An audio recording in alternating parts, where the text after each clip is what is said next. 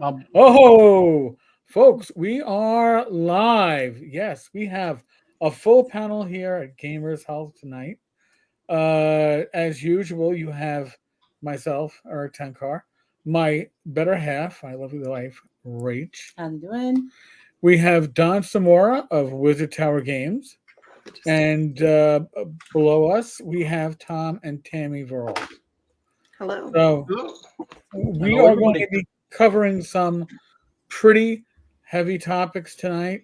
Um, so before we dive into all of that, Maybe just sort of give an idea of what the topic is. well, we're gonna. I will, in but I want to. case I want to get. it's triggering. If it's. I think it triggered somebody. Somebody already dropped out. Um, we now have a website that is, I would say, 95% operational. Should be done real quickly, but we wanted to show it off because I am proud of the work that Don Samora has done for this community, not just for us, but for everybody seeing the screen, everybody who's listening, everybody who's watching. GamersHealthOnline.com. It's going to be a place where even when we are in between shows, we can communicate, we can reach out to each other, uh, we can have resources, you can have support. It's going People to, can tell their story on it. yes. Mhm. So it's going to do a really great job in allowing us to, God, I hate to say this, right? They equalize the power in this. Rich and I certainly are the ones that have launched this, but it exists because of everybody on the screen, and everybody in the chat, and Right. And all our so regular viewers. yeah, and Yep. and too like you know, we'll even be writing certain things about our own stories and experiences of our, you know, medical stuff, our life stuff, and you know, set the example and sort of lay out the invitation for other people to um, share how they identify with those things. Yep. 9 out of 10 times, you will, and feel free to share. Feel free to, have that support. Just the whole thing is to remind you that you are not alone, Yeah. Yep. and many times it feels that way, Mhm. but you're not, and you're part of the community. And by the way, to those a-holes like, it's not a community, it's people who just like the game. Go pound sand. I'm trying to be nice. Yep. We're in the first 5 minutes of the recording, and I don't want YouTube to. Oh, they're going to demonetize us anyway because we talk about stuff that's legit, that's Right, real. we talk about real stuff. We talk about real stuff, so we're going to get demonetized anyway. Tim, good to see you, sir. Good to see you. So sorry. Yeah, ignore the fireworks going on in the background. We're having a Filipino revolution. Happy New Year. Yeah, Happy New It would have Year. been so appropriate tomorrow night, but maybe they will do it tomorrow night again. So Maybe it's New Year in the Philippines right now. I don't know. Hey, I don't know. It could be. I'm just saying. I'm throwing that out there. But again, I wanted to give the community the knowledge that that's the scroll on the bottom of the screen. GamersHealthOnline.com.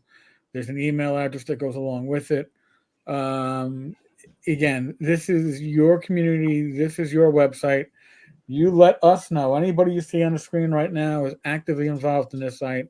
If you have concerns, if you have something like, oh, you missed something. Oh, I'd like to see. You don't have to reach out to me or Rach.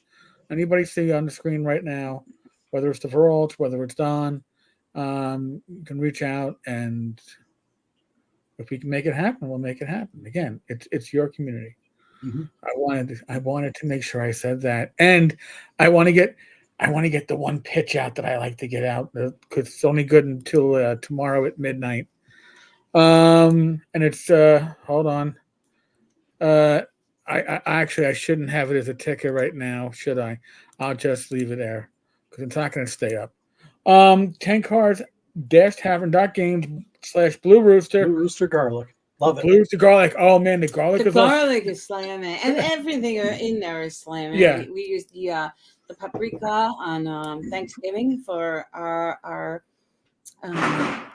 sorry for our mac and cheese, and so it was really darn good. I use the garlic and the onion for the Italian dressing I put together. I wing it. People have asked me for what my recipe is, and I couldn't tell you. I just grab spices and I just start dumping it into the oil and vinegar when it smells right. But I wanted to put that up there because the sale is on through the 31st at midnight. So you've got like a day plus. Throwing it out there. Glenn is good people, and his wife Yes, has he is. the best stuff out there for this stuff. So now Jump on that. jump on that. Now, I guess what do they say? We're gonna get to the meat and potatoes of the episode. If you're interested in hearing Rachel and I's previous week of whatever, that'll be tomorrow night. We got a bonus episode tomorrow night, New Year's Eve. Come join us. We can all talk and spiel and everything else. But tonight we actually have an important topic to cover. Now, are we dedicating the video to the family members of? I think you could say we Don are. and Tammy? You know, we're going to be and that means everybody on the screen is going to be talking about loss and decisions that had to be made because of events that we don't control. But you have to make decisions that nobody should ever have to make. And I mean, I witnessed those decisions getting made in the case of my son's mother, who was my ex-girlfriend at the time, and I watched her parents make that decision, and it was heartbreaking. Yeah. And to explain that decision to someone who was 12 at the time was not an easy one. So we all have been talking about this kind of behind the scenes off and on because there's a lot that goes into making these decisions. And I'll be honest with you, I think the worst part of it is you feel like you're alone when you make it, even if you're with somebody, because you are taking on the world. Yeah. And I am but a mere retired law enforcement officer. I have, in some ways, been hardened against this stuff, and that veneer kind of fell to the side when I retired. Rachel's Yeah. seen that, Oh yeah. but Rach, this is really more your ballpark, so I'm gonna hand this to you. Okay. She's So like, "Damn you!"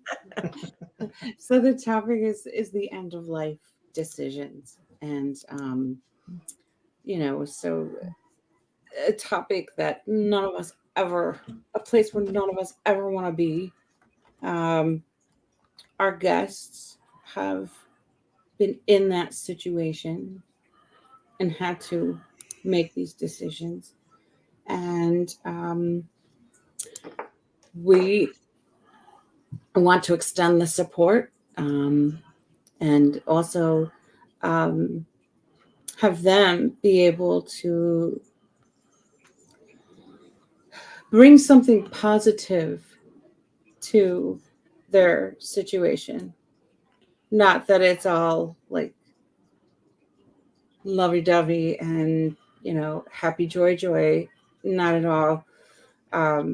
These are really painful decisions that people have to make. And yes, some people will say, yeah, we heard of another person in the community talking about pets and things like that. And while that is very important and very dear, it doesn't quite measure to your child, your husband, your family member. So I think that hearing about their story and the story of who their family member was and what they went through with this is very special to be able to highlight what they had to go through and where they are now. There's a lot of things that we go through in this lifetime that,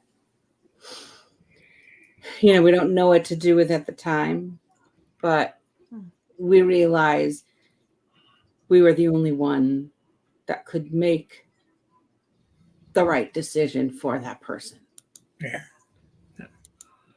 And so we can turn it over Yeah. to who wants to speak first. Yes. Well, I'd like to interject first because I don't have much to say. I have not had to make the decisions that Tammy or Dawn have had to make.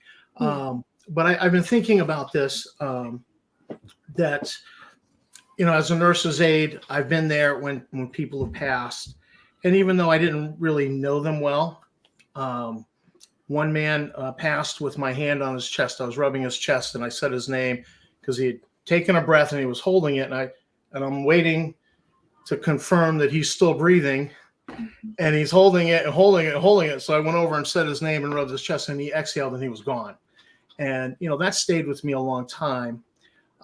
So, you know, there are people who have not faced making the decisions that like Dawn and Tammy have made, but you've had some encounters, Yes. You know, with death. Yes. And, you know, this is not to minimize those at all. I think the fact that I was there for that man in that moment when there was no family there and it was a nursing home. And Right. I think that was something special. And then we were both there for my father. And I have a family member who doesn't talk to me. And so I was like, well, screw them. You know, they're not going to know. And they had a connection to my father. And then I got thinking about it. I says, no, Tammy, I says, they won't answer my phone number. So why don't you call and let them know? And even with all of their screwing around, they ended up showing up 10 minutes after he died. I mean, it was, but I was, you know, at least I made the right decision to, I tried to make the right decision. I tried to call them repeatedly in the day and, you know, get them there. You know, I was able to call my brother and say, if you got something to say now, you need to say it. Put the phone in Dad's ear. So, you know, there are decisions you make.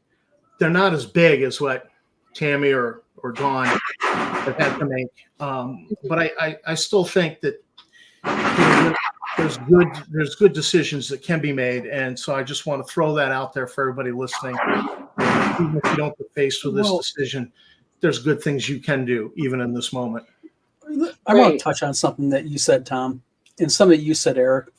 Eric, you made a comment that working in law enforcement, you were exposed to a lot of death. You know, you alluded to that. I worked as a paramedic here in Michigan for 4 years, and we were a rural service. So when we had a PI or an auto accident, it was usually back country roads. The city I worked in, which was Albion, had heavy drug addiction, a lot of domestic. So we had a lot of, you know, and I thought I was hardened. You know, you get used to it. You know, you see it, and you know it's you have a person on the gurney, and you have to take as a paramedic. You don't look at them as you're looking at them as a human being because you're giving them care. Right. But you have to disassociate yourself when you have like a child. Like I had an infant that I lost because she had her mother gave her an M&M. In fact, it was the reason why I got a VMS. Her mother gave her an M&M to suck on. It was a newborn infant. And it slipped, and it was a peanut M&M. And it got locked down the child's throat. And I couldn't get that out of that baby's mouth. Yeah. And the baby ended up passing. And so, you know, it hits you hard like that. But, you know, but it's nothing like family. Right. There's like a different nothing like family. Yeah. It's a different type of trauma. You know, like when we do these things like social work, when you hear about, you know, things that people have, traumatic experiences that people have been through. You see the results of it. You guys too, with your careers, have been exposed to sort of that vicarious traumatization where it's like it wasn't happening to you, but in some ways, it still is outside of normal human experience to see certain things and hear certain things that we've seen and heard. And yeah, it's like zooming in even more when it's your own family. Right. Yeah.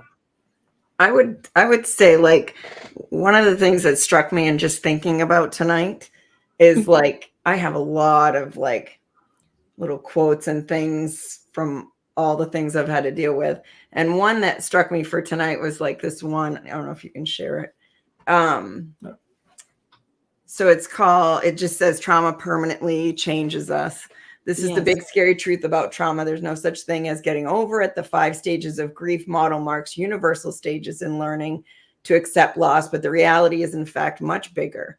A major life disruption leaves a new normal in its wake. There is no back to the old me. You are different now, full stop. This is not a wholly negative thing. Healing from trauma can also mean finding new strength and joy. The goal of healing is not a papering over of changes in an effort to preserve or present things as normal. It is to acknowledge and wear your new life, warts, wisdom, and all, with courage. And I would just defer to Dawn, like when you said, like, who should start? I was like, like, I have had a lot of death experiences in my life, which if you would have talked to me as a teenager, I would have never guessed. I mean, you can't predict life, of course, but I've had, this is husband number 3. I have 2 husbands who passed away, which is horrible to think of, just like I'm 55. But before that, when I was 30, my sister, who I had just met, I'll explain that real quick in a bit. But my oldest sibling, my sister, passed away, and I was 30.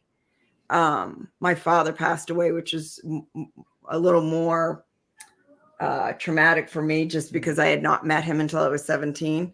And he was just like opened my whole world. He was amazing.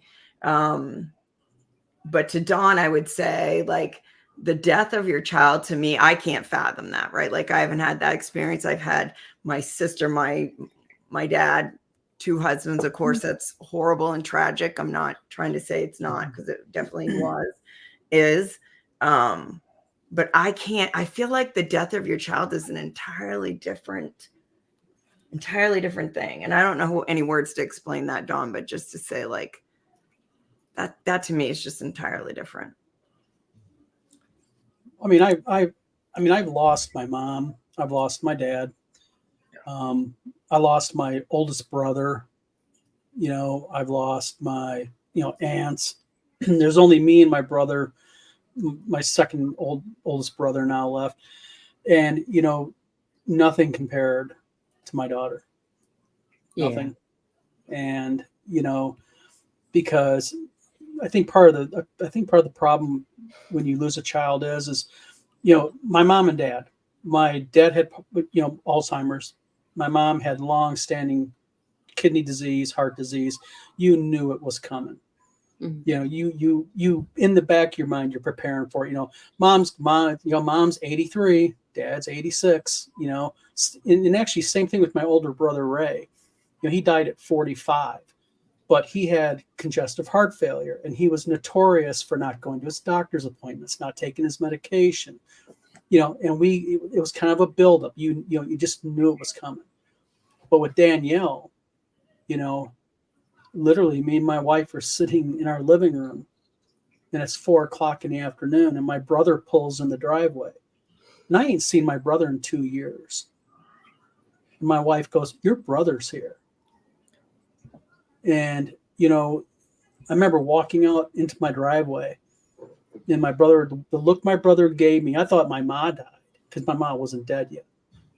And he just came out and said, "Don, I'm going to let you know, Danielle's at the hospital. They expect her to die tomorrow, by tomorrow." That's how I put it to me.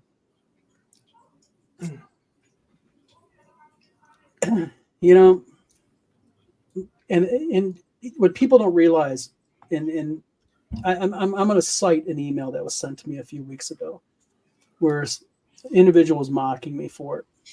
And, there's one thing I think a lot of people need to understand about, and it doesn't matter if it's your daughter, doesn't matter if it's your wife. If you're the one that's settled with, like with me, it was unique because, me and my wife go up to the you want me to tell a story? That's all. I got no problem with it. Me and my wife immediately got in the car and we drove to the U of M, which is like 2 hours away.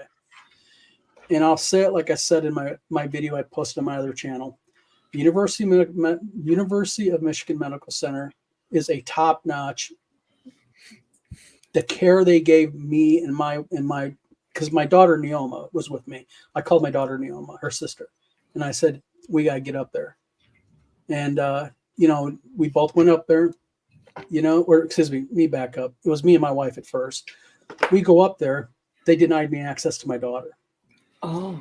They said, you're not allowed to see her. You can't know anything about her because my daughter had a boyfriend. And he's the one that took her there, got her the medical care. And he said that I was to have no contact. So, end of life care, you know what I mean? I'm dad, mom ain't seen her daughter in 5 years because mom is off doing her own thing. So me and my wife instituted, court proceedings. U of M helped us. We had immediately hearing. So at that time we got access to her. It took about 3 days. Jesus. Wow. And the worst part about it was we had the hearing at 9:00 in the morning. And I hung up the phone, stood up from this computer, walked into my kitchen, and my phone rang. It was a U of M. And I answered it, and they said, Mr. Samora, you are the designated end-of-life decision maker. You need to come to the U of M immediately.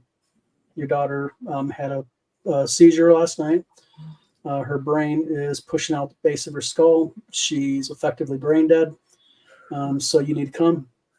And so me and my daughter, Neoma, my wife stayed here because phone calls need to be made, trying to reach out to people, Right. trying to get a hold of people. So, me and my daughter, Neoma, went there and, let me tell you how this works in Michigan. Tammy, I don't know what your situation is with your ex-husbands. I don't know the process in the state of Maine, but in Michigan, you go in and, my daughter's got just about every type of line in her. She had total system failure. She was on dialysis, intubated, heart monitor. Lines. Just she was EEG was flatline. My daughter was effectively brain dead. So,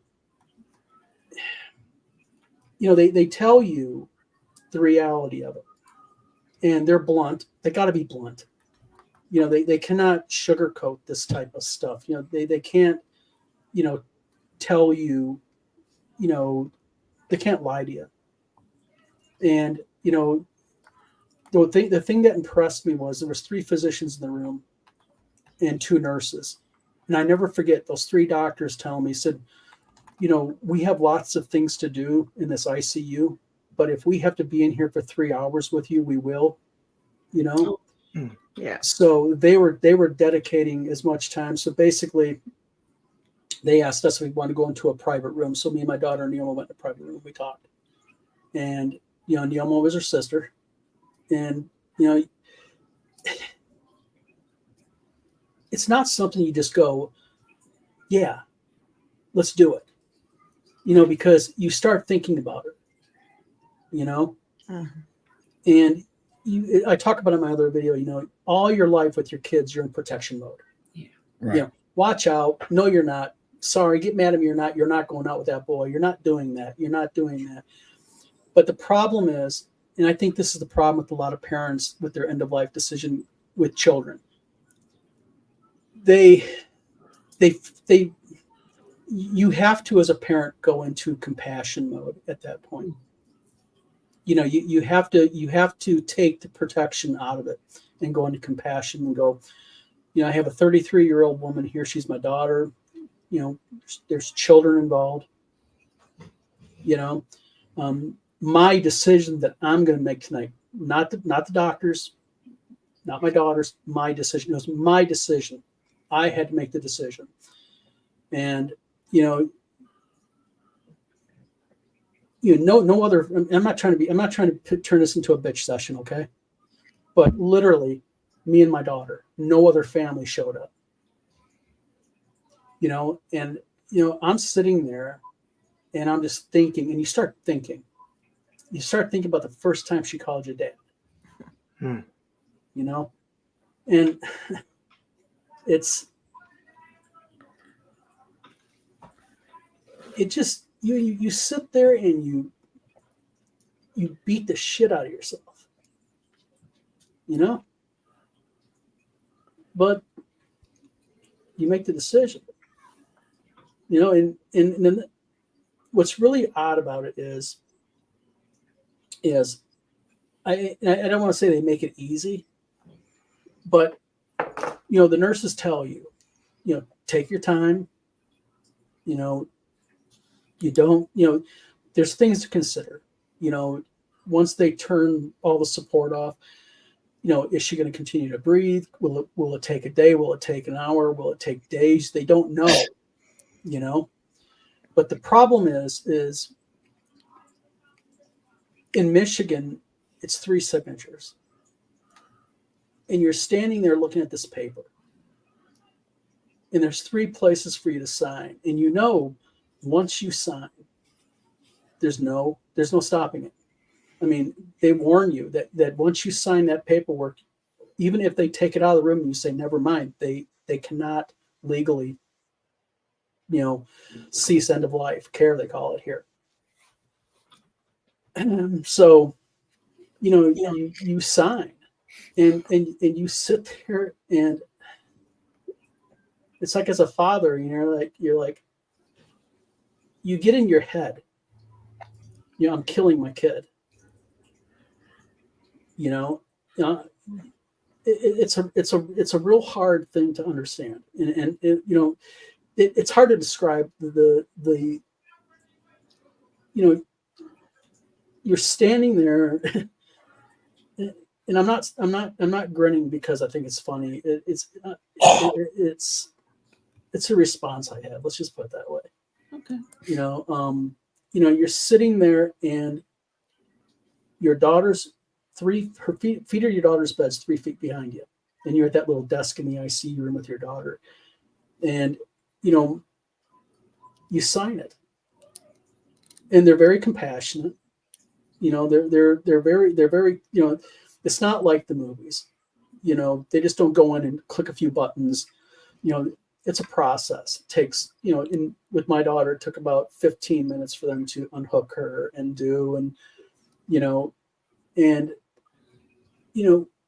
I look at it as I was lucky with my daughter, because with my daughter, it only took about 20 minutes. She didn't lay there and suffer. And, I don't know if I have it here or not. I thought I did. But before they do in Michigan, before they terminate, they ask you if, they do things. And I'll warn parents about it. It's disturbing, because like, they have to fingerprint your daughter, and it's this process they do. They fingerprint, and they take the last, her last EEG strip, and they make several copies of it. And what they do is they put it in a little bottle. They put little red hearts in the bottle for how many, I don't think I have it here, how many heartbeats she had going. Just little things they give you, and so the way I look at it is, as a parent, the most compassionate thing you can do, the most right thing you can do is, number one, don't listen to yourself. You listen to the medical staff. Ask questions. No doctor is going to suggest even removing somebody from life support if there's any chance. any. And I asked the key question with my daughter, and the key question with my daughter was, I said, I want to know, is there any chance at all that she can turn around? And they all said no. She's affected. She's dead. I mean, the only thing keeping her alive right now is that she's in medication we have her. So, I'm not saying that it made the decision easier, but it made the decision more palatable. Yeah. If you will, Yeah. So, they do what they do. And, like I said, the U of M, they were outstanding. Yeah. Outstanding. Because, me and my daughter stayed in there with her, and after she passed, they began to unhook her of everything. The nurses, they were, God, the nurse, I wish I remembered her name. They even did her, brush her hair, just the compassion. Yeah. Don, can I share her picture? Sure. She's beautiful. Yep. Mm. You had a beautiful daughter. Yep. That's her. Yeah. Oh.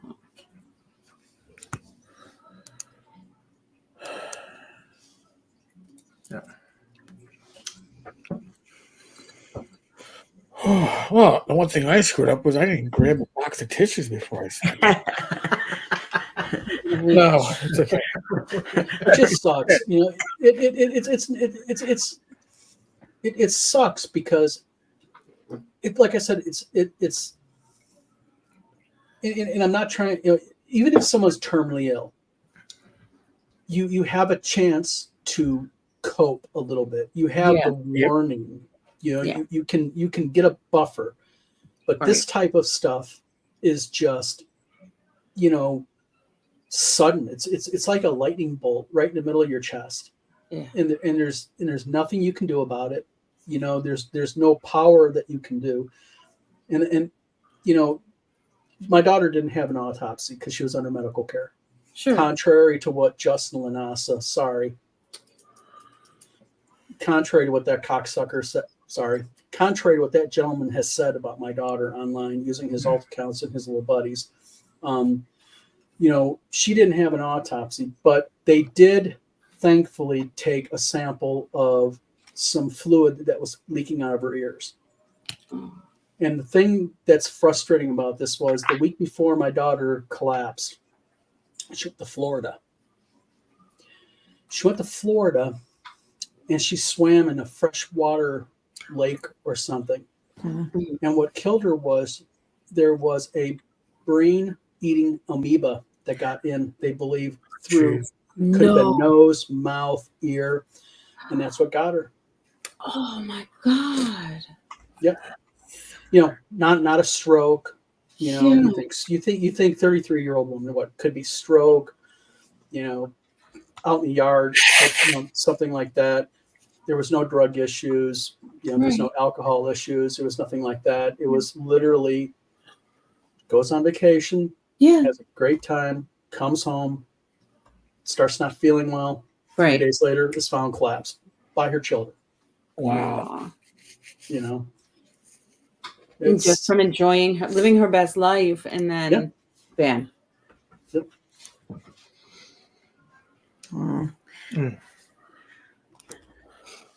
It reminds me of my sister, who I was not even 32 yet, and my sister had her first baby, our first baby in our family, and she was born in July, and the second grandchild in our family was born, which my son Zachary was born in October.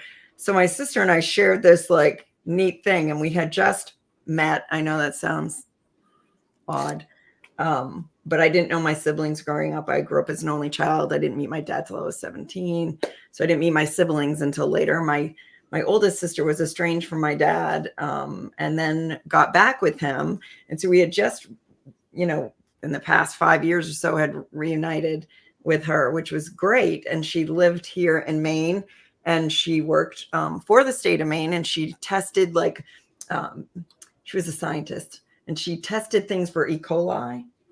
Oh, okay. And my dad lived in Hawaii, and he would come up every summer for, a month or so and do all his, rounds in Maine and see everybody. And we would always have some sort of gathering at July 4th and that sort of thing. And her daughter had her 4th birthday party, and we went to it. And I remember my sister coughing, like she was doing the typical mom thing, running around at her daughter's birthday party. And she was coughing and looked, just exhausted.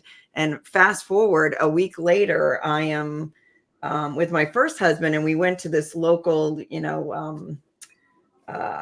don't know, summer amusement park type thing for the day with our son, Zach, who was 4.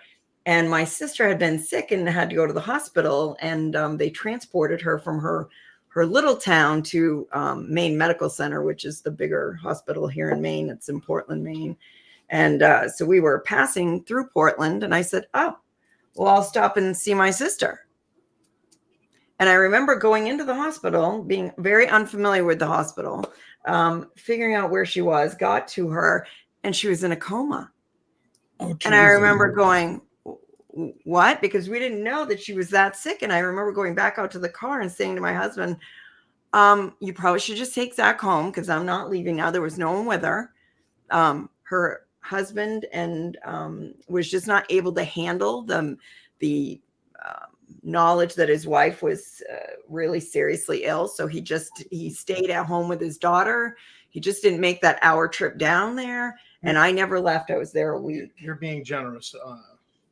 Well, not backing the bus up over him. I'm not going to back the bus up. Well, I'm just saying, you're being generous. Well, you're talking, I'm like 31. I don't know anything. So if any young person is watching this, like, I knew nothing about anything that had to do with, like, I might have had a grandmother that died by that time, that sort of thing. I knew nothing. This is my sister I've just reunited with, and I am holding her hand, and she's in a coma, and I'm playing her music, and I'm, there were people that came and went, but nobody stayed. Like, I stayed overnight. You find a cot, you find the couch in the waiting room. You just get really familiar. I just never left. But my sister, my dad is in Hawaii. You can't get to the East Coast like that, right? Right. And I remember my dad saying, and this made me think of this when you were talking, Dawn. I remember my dad saying, like, of course, the phone up to her ear, and he's talking with her and all that sort of thing, but that you're not supposed to outlive your children. Yeah. Yep. Yeah. It's true. And a week later, I had been the one that was there day and night. So when an episode or something would happen, they would come get me in the waiting room. But the person who was really legally responsible and able to make decisions is her husband, who's not emotionally able to be there. Wow. Oh, wow. And so that was really difficult, because at the end, we went through all the ups and downs.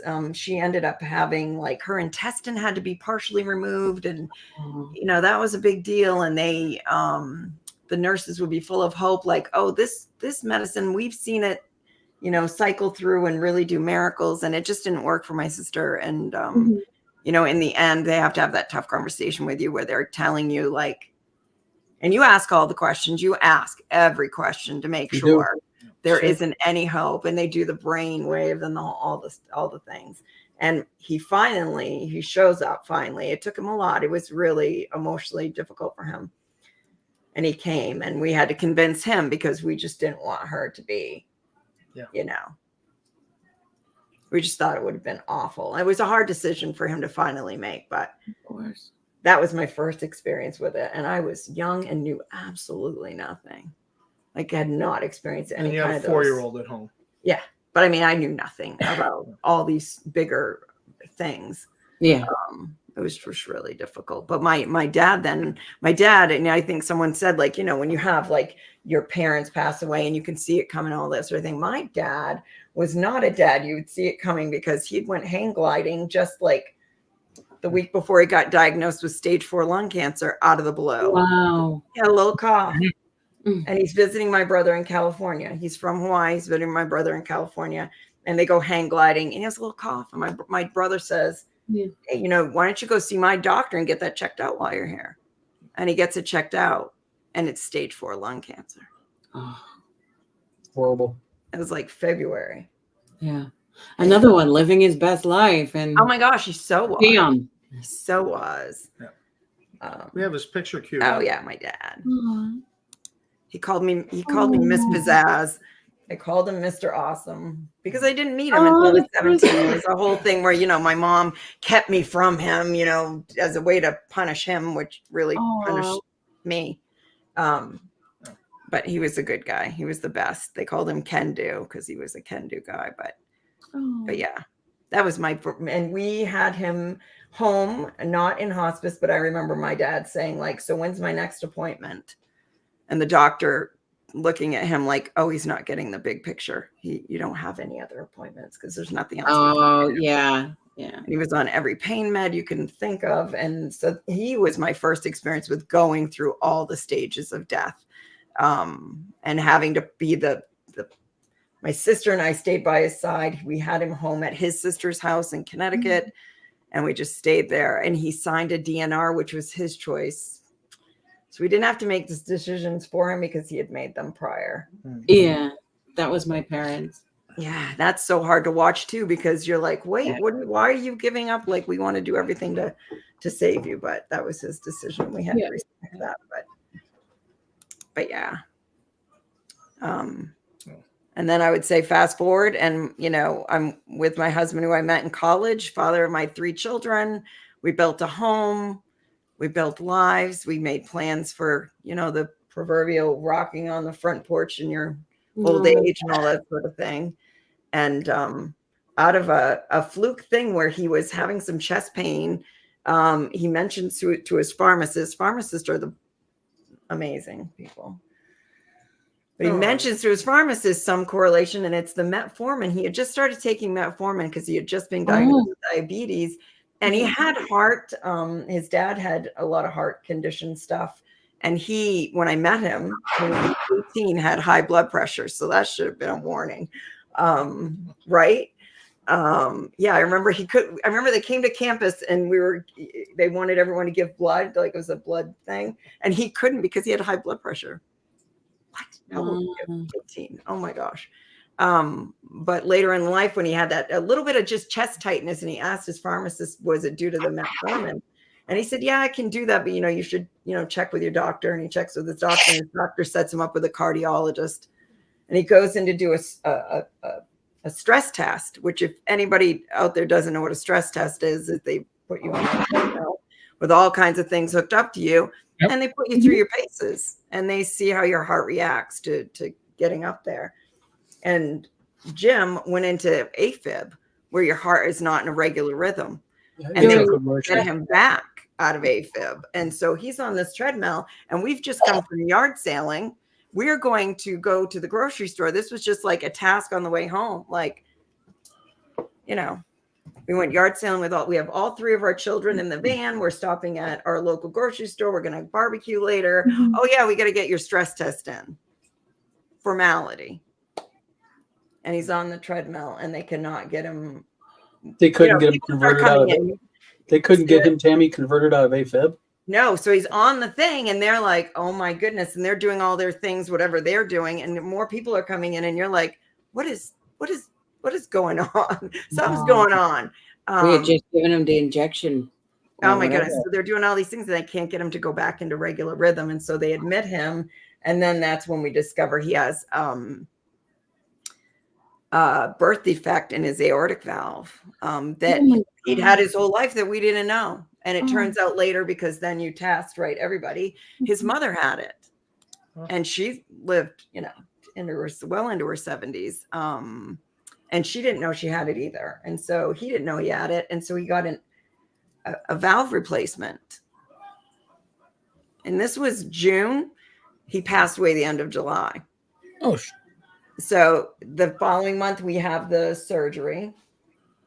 After it gets canceled twice before that, a set of babies had come into the hospital that had heart conditions. So they called last minute. We know you did all the stuff and did all the things to prep for surgery. We're going to have to put it off. Another time, a week later, they had to put it off because it's just funny hindsight where you go, oh my goodness, those events bought us more time with him. We didn't know that at the time, right? Oh, okay. but his doctor had gotten sick, and they said this is the first time in 20 years that surgeon had gotten sick. But he goes through the surgery successfully. I'm in the waiting room holding my ever-loving breath because it was, you're just, what do you do? And this doesn't have to do with dealing with those decisions because I didn't have to deal with them. But I can say, like, when I do think about this in context of that, I will think, like, he got through the surgery. He's 40 years old, 6'4", in all other ways, healthy as a horse. If you saw him, you'd be like, he is strong. He's a good-looking guy. And he is in the hospital for a week because it's major surgery, but he does well. Like, he's only in the ICU like for 6 hours. Like, he's really doing well. But they went to discharge him on a Wednesday, and he was like not feeling it. And I don't know how else to explain that. And maybe, you know, Erik, you being through similar situations, he didn't think it was time to be discharged. He didn't feel confident about going home. Wow. It's a weird feeling. It's probably terrifying to think about. I can't even Going home, leaving hospital, and all that. You know, help that's right there. You know. Yeah, and the hospital didn't want to release me without a life vest. Yeah. Which was basically a vest that would shock you if your heart went out of rhythm or if it that had was any issues. Really scary. And my insurance denied it because the gynecologist that was reviewing the case. We denied it. So they fought it for 3 days, and they're finally like, well, I guess you're gonna go home one way or the other. We wish it was with the vest. I was like, that was a horrible feeling. Wow. Wow. So he went home the following day. They did keep him and respect his wishes. Oh. He was just really nervous to go home, and he went home on a Thursday. And on Saturday morning, when you come home from a major surgery, there's, every day there's like a list of things you can do or can't do or what you're supposed to be doing. And the home health nurse is coming in and you've got to weigh yourself. And, our whole world had changed and we were adapting to that. And I remember we woke up and I said, I've got all these new items for groceries I need to get that are heart healthy. Right. Yeah. And that was me. We go out and he wants to go out. He's been cleared to he can go in the vehicle. And thankfully I said thankfully, but I don't know. Like our son was away at a theater camp at the University of Maine for a week. And his dad wanted him to be there, didn't want him to be home. What are you going to do? You're just going to be in the hospital. But our two young daughters are there. They were 6 and not even 10. Oh. And we took them in the van and off we go. We stop at our local Dunkin' Donuts for our usual, coffee and iced tea run. And I remember he commented about the view. There's a place it's just a couple miles drive down the road to the local Dunkin' Donuts. And then we're going grocery shopping, to which we plan to have him in a little motor cart kind of thing. And not trying to exhaust him. But I remember we got to this peak in the road where you can sort of see Mount Washington, which is in New Hampshire. And you can see it on a clear day. And I remember we got to that crest and he was just struck by the beauty of that moment. And then when we were in the line at Dunkin' Donuts, he started to have a heart attack. And I can tell you that now. At the time, you don't know. At the time, you don't know that's what's going on. I mean, I look back on it now and I think, oh my goodness, how did you not know? But that's all to say, he passes away. We take him to the hospital. They think that he's going to be admitted to their, what they called the White Tower in that hospital, which is where you go for, a heart patient that's in that hospital anyway. And then things go south. I didn't have to make a decision for him, but it was just a horrific. I just think dealing with those moments are just really hard. And, I was blessed later to remarry down the road. And this gentleman, Scott, did we show Jim's picture? Did we show him? Hold on a second. No. This is Jim and our youngest daughter, Gabriella, who is 18 now. So she is a lot older. And we'll cue up Scott. And there's Scott. Both football guys, both law enforcement guys. Kind of funny. Yeah. Oh, yeah, both. They're your people, Erik. Go figures. They're both law enforcement. And yeah, here's a big kid. He loved Disney World. Then you married a nerd. Yes, then I married a nerd. But Jim was a nerd. Jim was a D&D guy. That's where I learned. But Scott ends up, he has congestive heart failure. And we had plenty of stints in the hospital where we're there and it's scary. But the last one, he really lived a year longer than maybe someone would say he should have. But we definitely had to do the decision making that Dawn's talking about, where the people come and tell you all the stuff and it's horrific. And, they go gentle into it. I mean, these people, that's the field they choose to go into this. Right. Not just the regular nurses and doctors. There's people that do palliative care. And that's their thing. And I remember the lady, and Rachel, you'll probably just get a kick out of this, but I remember they took me in a room and the palliative lady is trying to gently go into this conversation with me. And I'm thinking, oh, it's that conversation. Like, let me help her because she's trying to tiptoe. And I'm like, oh, we've been in the hospital a week at this point. If things aren't going well, yeah, his kidneys is starting to shut down. He's got hiccups. I don't know, Eric, if you ever knew about, like, you can get hiccups that never stop, and it has to do with. Yeah, I've heard of that. Yeah. Yeah. So all those hiccups. And but yeah, we had to make that decision. That decision is the hardest, but I'll tell you, I was blessed because I have a good theater friend. If anybody who knows me knows I do special ed director by day and director of theater by night. And I have an amazing friend who is also a theater director, but by day she's an ICU nurse. Oh, okay. And he had worked security at the hospital, so everybody there knew him. And when he was going to pass and he was not awake, and we were having to make those decisions and sign that awful paperwork, I didn't go through that whole, I felt like I was killing him. Although I'll have to tell you, there was just this angst because he was so clear with me. We'd had all those tough conversations around what ifs. He was so clear with me. He so loved life. Like, do everything possible. I want to live. That made it extra hard to make that determination with the doctors to say, this is it. And my friend Linda came and, very private. She walked me through all the things. She shut off to all the things. So it was comforting that I had someone I would consider one of my best friends to be with me during this process. And they did a really cool thing at the hospital where they announce over the intercom that Scott is, signing off, that sort of thing. They do a bell whole thing. And people came and circled the room. It was pretty powerful. But those end of life decisions are really already done for you. It's really you having to give in to this decision, because to me, he was already gone. And they, the proof was in, and like you, Dawn, it didn't take too long. It was like maybe 20 minutes. That once they shut things off, there was just little by little. It's a little bit of a slow process. It's definitely not like what you see on TV. Yeah, you watch them. With me, it was you watch the monitor has both breathing and heart rate. And with Danielle, they both kind of went down slowly together. Yeah. But then her breathing stopped and her heart went on for about another 30 seconds. Then she flatlined. Yeah. And at that point, it's done. Yeah. But there's our Irwin said something. He says living wills can be very helpful. Yes. There's a problem with this comment, though. The problem with the living will is there has to be somebody that knows about it and somebody that can bring it out and institute it. Right.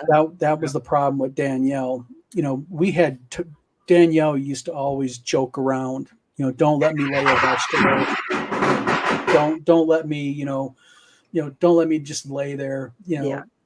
And at the time, you kind of ha it. Everybody. It's a joke. It's kind of like me. Don't let little fart dad. Lay there. Oh, go quit it, dad. That type thing.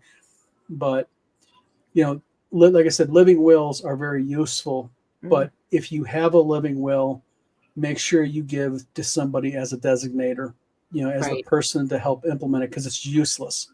Right. And like with my daughter, need to have. Yeah. Well, we had to go to court, and we had to have a full-fledged circuit court hearing with a circuit court judge, and the judge is taking testimony, and she didn't pass away during that time, thankfully. No, she didn't. I mean, well, the thing with Danielle was she actually did. She died the night before because when she During had the her seizures that night, that she died on a Friday evening. She had the seizures Thursday night. We had the hearing Friday morning, like at 9 a.m. And by 9:35, we were done with the hearing. And at 9:40, I got my phone call. Right. So then she ended up passing away at 7:16 that evening. So that's how long it takes. So we got there, me and my daughter Neoma, and this is something I think that, we got there by 11:30 in the morning. This decision was not made for almost 6.5 hours. I mean, you don't do this flippantly. No. You just don't. It's not just a decision that you go, oh, okay. No. It's gut wrenching is not even a definition that applies to it. Right. Because it's your own memories, I think, that mess with you as a father. I'm talking as a parent. Yeah. Like I said, you start thinking, first time you were called dad by her, you start thinking about the time she was out in the yard playing when she was like 3 to 4 years old. You start talking about the last time you talked to her.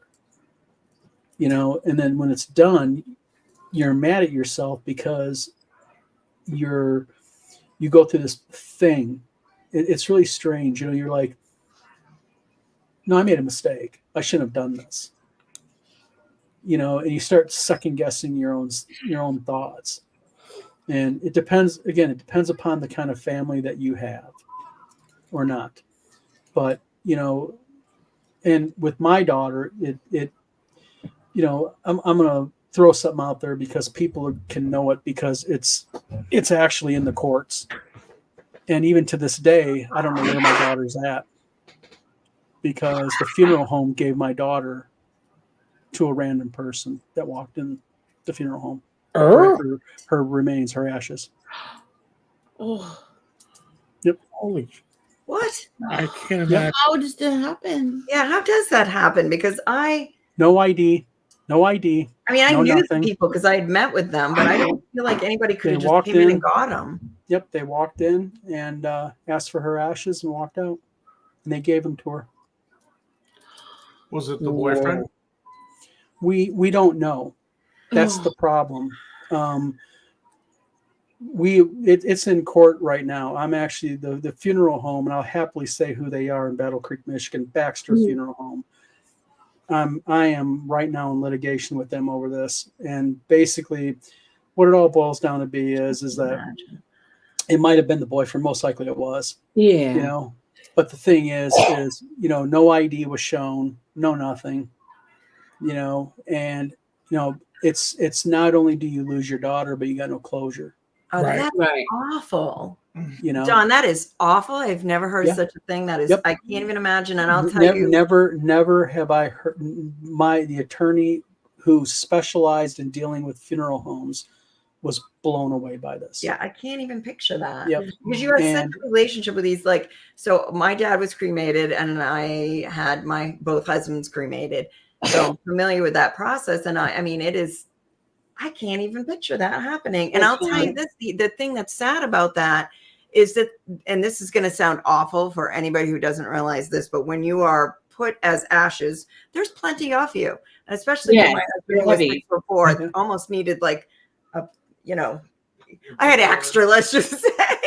Right. And they ask you the weight and they go through the whole thing. Yeah, there's plenty.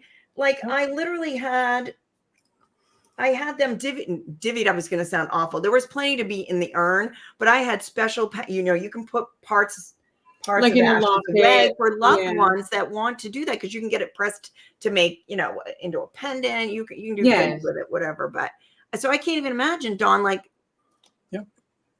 and she stated, she more than once said, I want to be cremated. I don't want to be buried. I want you to take my, she loved going up north.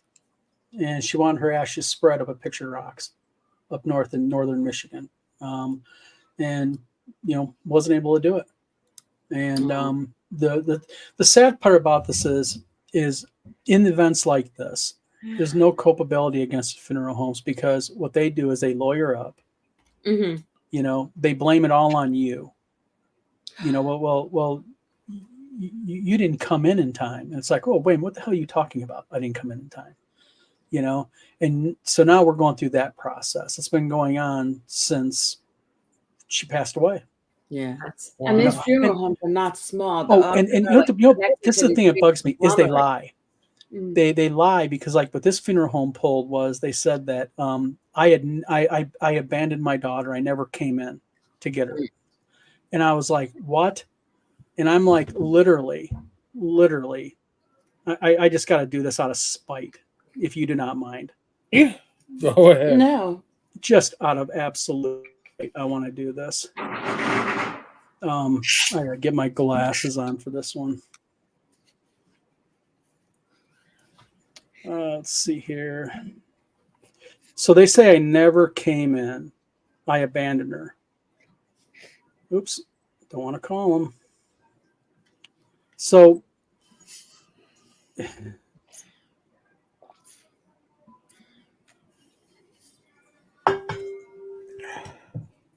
don't think you can hear it.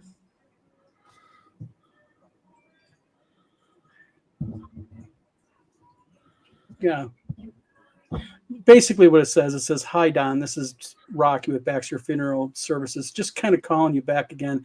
I know you came in yesterday and I wasn't available to pick up your daughter. Oh, I got several voicemails like that and they deny them.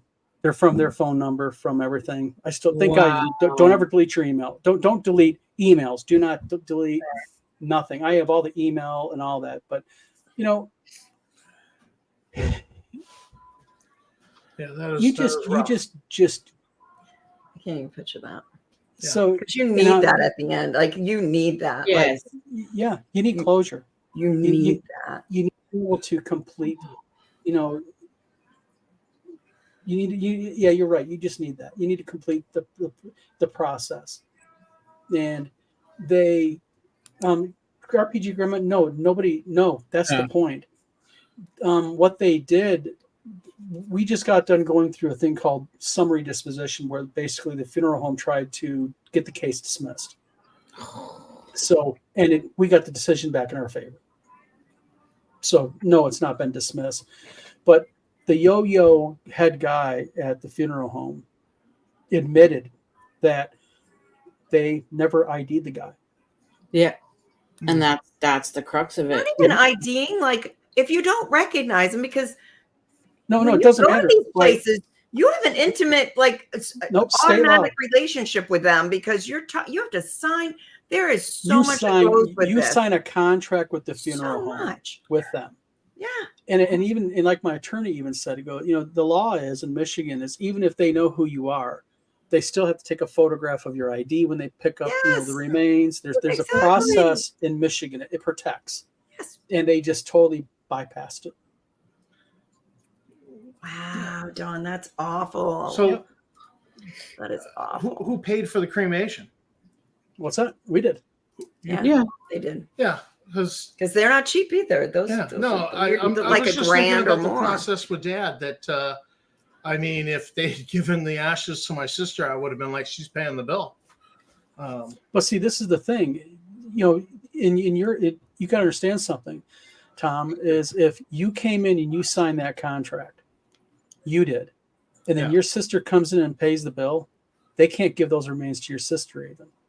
That contract is with you. You are the one, unless your sister is listed on the paperwork. Correct. That is as correct. An authorized individual. That's right. Because sadly, it's a legal contract. It is. With it. And so what they do is when they make a mistake, and they know they made a big mistake, they do what they do. So that's why you just always, and then this is the second part I want to kind of bring up in this is, don't ever think it's over just because your loved one is at the funeral home. You always make sure you keep all voicemails. You make sure you keep all your phone records. You make sure that you keep all email communications, all paperwork, all of that until you have your loved one. I can't imagine. I had to do that with my brother, arrange for cremation online. basically. He was in Texas when he passed away. And so, it had been some time between him passing away and then myself being able to like get information and be able to give information to like the medical examiners and stuff. And then you had to get your DNA tested. And I had to get a DNA test so that they would like release him to like a funeral home or to be able to do anything to like identify that I'm his kin. So you had to have a DNA test for that? Yeah. I was afraid. I was like, so do you know? I'm asking the coroner's office. I'm like, so do you know like I have a genetic difference. I'm an albino, and is that going to impact like is my DNA gonna be too different from him? Because I didn't understand at the time, fully what it all was. So, they were like, I don't think so. And I'm like, okay, so I'll go. So we had to go out to New Jersey, because they didn't have this particular lab in the city. Yep. I was like, yeah, I'll go right down to Quest. You tell me, when I can go, send me the paper. Special, and they were like, no, we use this lab, and the closest one to you is in New Jersey. I'm like, well, all right, I'm not leaving him in there, so I guess we have to go to New Jersey, Yeah. Wow. So, and then it like took a long time to like get everything like sorted with the funeral home, to get the cremation. But they were like so good. They were so spot on, and they were, there was like a whole like chain of custody paperwork that they had to do with what do you call it, FedEx? Yeah. To get his remains to me in New York.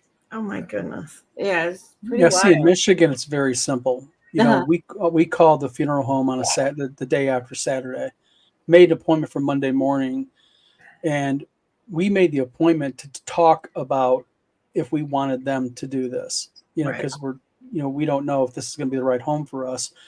We had called them when we got there Monday morning, me and my wife. They said, oh, we already picked her up. So I didn't know the process. I mean, I didn't know. I thought, oh, that's what they do. Well, I found out later on, no, that's not what they do. How are they authorized to pick up a decedent? Yeah, there was a lot of things dropped. Yeah. But at that time, you're grieving, you're reeling, like you're 3 days out of this happening. You sign. You're not even reading the. I'll be honest with you. You're not even reading the paperwork. You're signing it. Right. You're just signing it. Yeah. And but luckily, and I don't know how it is in Maine or New York, but in Michigan, luckily, that paperwork is very explicitly worded, and it protects. It protects the family more than the funeral home. So, with them, they're in the process of answering for an awful lot. Okay. An awful lot. Good. I just can't even imagine they don't recognize you. Because to me, again, I go back to they knew it wasn't me. Conversation I had with them. I mean, you're spending time with them. You're freshly wounded. I'm getting fingerprints of. I'm trying to think ahead. Like I need extra death certificates. They furnish that. They didn't care. The thing is, that's the whole point. They knew it was not me. In deposition, they asked the funeral guy, Rocky is his name. Mm-hmm. They asked him, was that, did you not know that was Mr. Samora? And they're like, no, it wasn't Mr. Samora. Sounds like they knew. Yeah. Well, I'm going to tell you what, it's not over yet now. They had their one chance in court to get dismissed or something. I wonder, because what would beg you to put yourself in that kind of legal, just ethical stupidity? Sorry, Don. I'm just flabbergasted. No, it is. It literally is what my attorney has said in his 30 plus years of and he handles medical malpractice, funeral home malpractice. So he's a specialist, and they've said we have never, ever ran into a situation where ashes were given to somebody they were not even supposed to be given to. Mm-hmm. We, like he said, we've had ashes given to the wrong, mixed up. We've had like names get crossed, but never this. And That's the crazy. sad part is the funeral home takes no responsibility for it. That's They don't want to. disgusting. They say, well, that's not our fault, it's your fault. Wow. That's And you didn't come in time. It's like, That's I have the crazy. voicemails. I tried. wow. Wow. So Well, I wanted to Hmm. interject Yeah. some things out there for people, and this is from Tammy's story. It's things I've thought about concerning what I've observed. And this is for the people watching. If you've got somebody that you know who's going through this, there are things you can do to help them.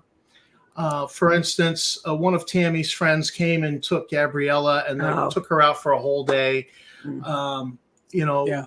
While I was trying to figure out how to write an obituary and things I hadn't prepared for. Oh my goodness. Yeah, that is so good. Such a good point. The people that could come help. Yeah, it takes a village to. Oh get my through goodness.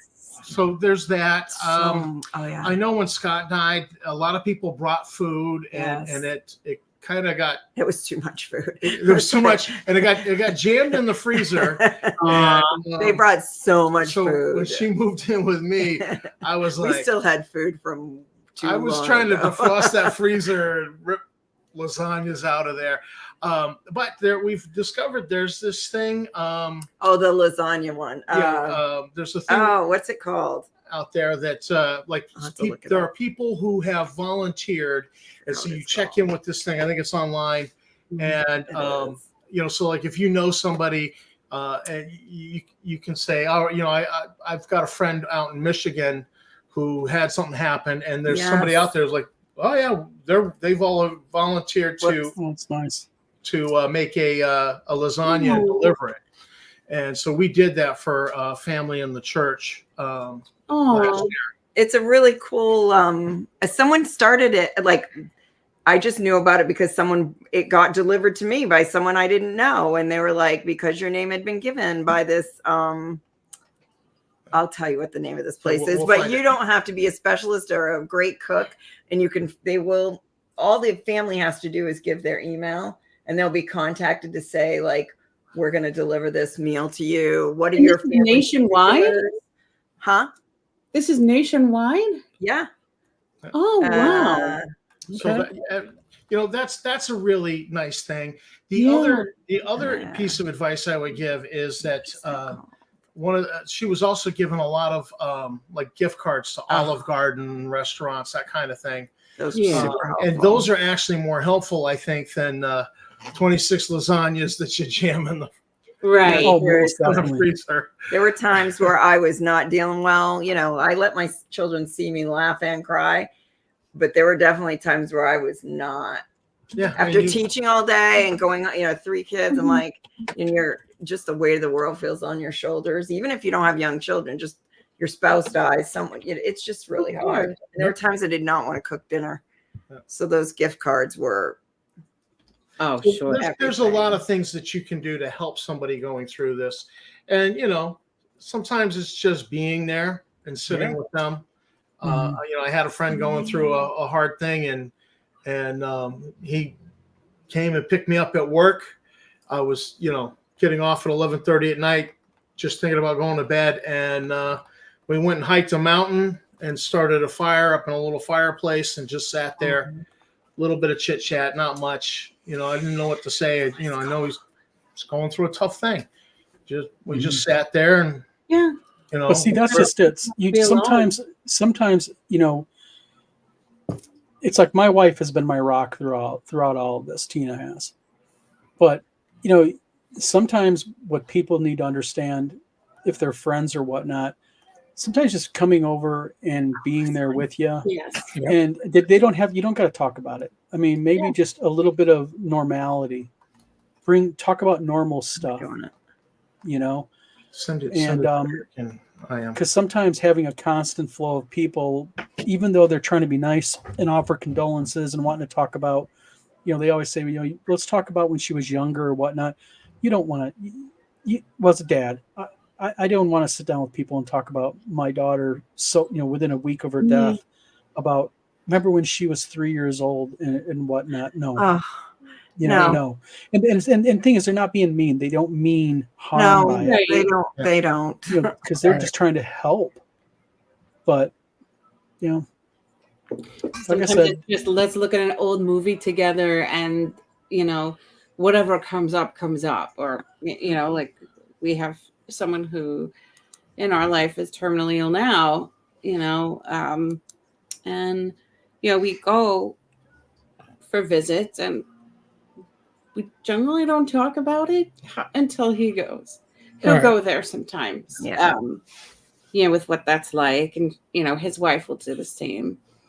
I'll say I'll offer this advice to any parent that has a child. I don't care if your child is 15. I don't care if your child is 35 or 40. Your kids, when they grow up and they move away, they make decisions, and their decisions maybe you don't like. Yeah. You as a dad, I don't agree with this. Don't let the animosity get between you and your kid. I've seen too many parents like that. I've seen too many parents try to be a parent to a 35-year-old. No, the role changes. Right.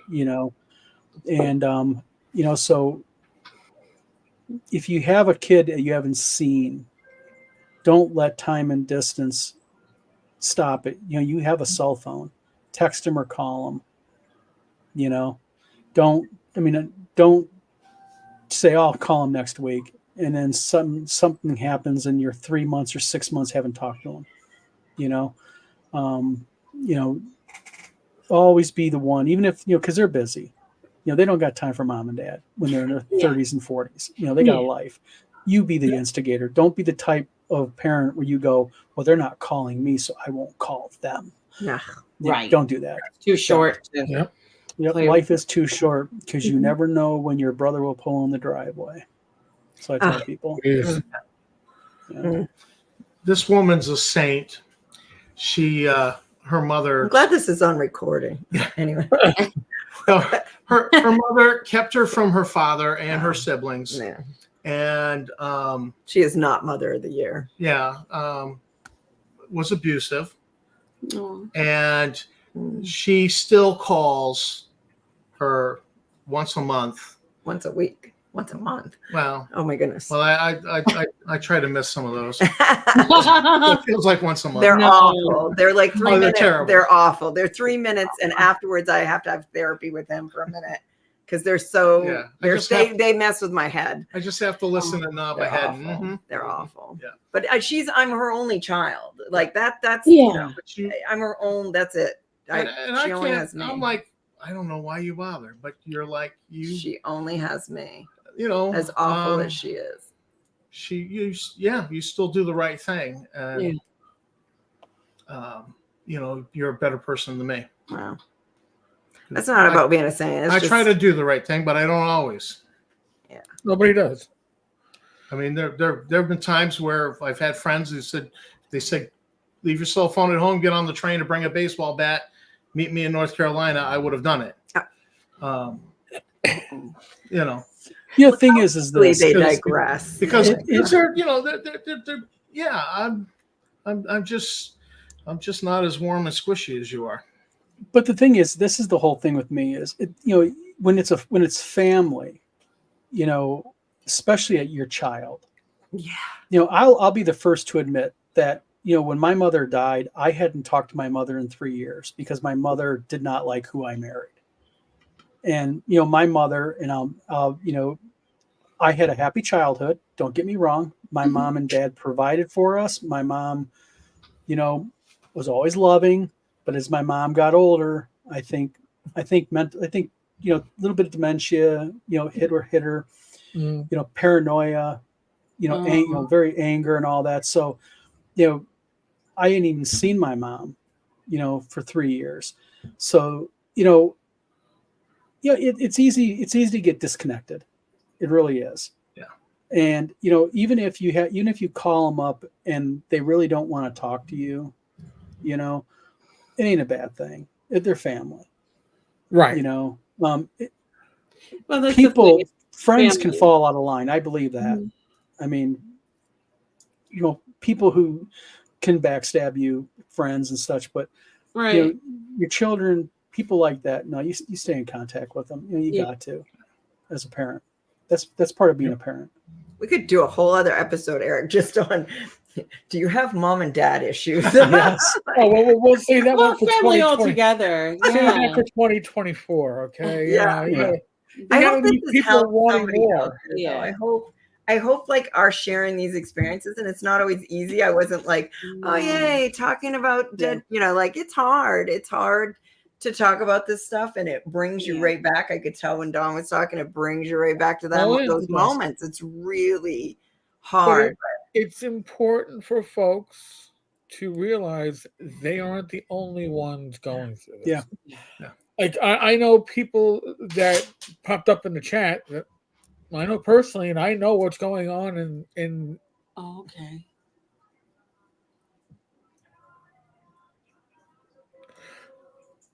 It's tough. you feel it. Yeah.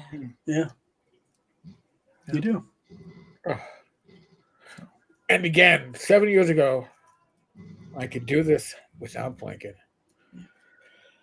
I no longer have that tough veneer. It's called empathy. Well, It's you're called allowed empathy, to. Eric. You're allowed. Yeah. Yes. Yeah. It's safe now to feel. Yeah, true. Yeah. But The women in our lives soften us up a little bit. oh well, Yeah. God, I married a tough Irish chick. Holy crap! Well, we're hitting. Wow, look at that. Over an hour and 20. God bless. God bless. Listen, it wasn't even. I'm not gonna say truth bombs, but the amount of honest history and life experiences that you've heard tonight. If you're watching this live, if you're watching this on a replay, you're not gonna find this elsewhere. And this is the community. Don has put together a website. It's on the bottom of this screen. This is your website. If you're watching this, this is your website. This is where you're going to go, where we're going to have the lasagналove.org link, so you know where to find it. Lasagna Yeah. You know, this is the stuff that we're going to want to exchange with each other. To share it for when, God forbid, it's like you don't helping each other. As Rach is dropping my magnetic balls all over I didn't do it. You did. I heard it clink and it just probably got attached to the chair. I didn't do it.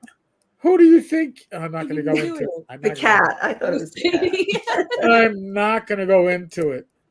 Oh, geez. But again, that link's been on the bottom of the screen this past nearly hour and a half. It's there for a reason. It's there because that's your place to go. That's it. I don't believe in safe places, but that's the place that you can go. That's the one that you will Eric, have. if I may say something about the website. Yeah. There is a link up top that says, I just want to make sure I get the link name correct.